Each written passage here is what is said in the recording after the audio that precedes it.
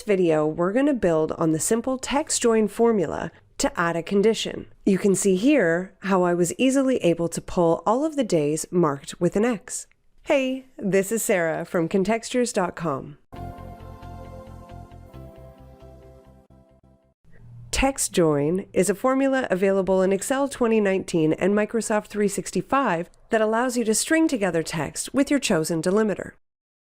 To recap the basic formula, up here, you can see that I have used it to include all of the days listed in our column. When we take a look, you can see the formula equals TextJoin, open bracket. I've used quotations around the comma as my delimiter.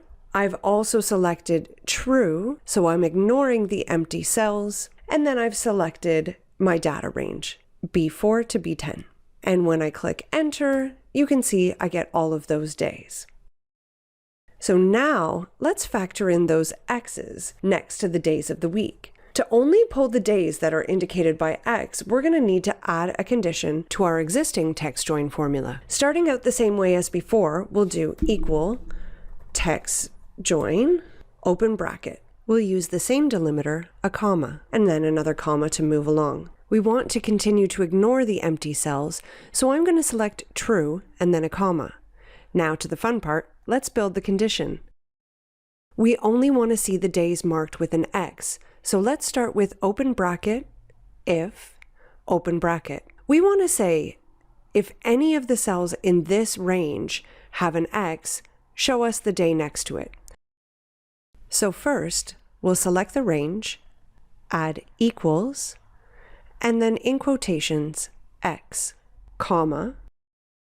Next, it's asking what happens if that is true. And if it is equal to X, we want to build that text join. So we're going to select that range of data. If it's false, we don't want to see anything. So let's enter double quotes here. Finally, we'll close all of the brackets. We need 3.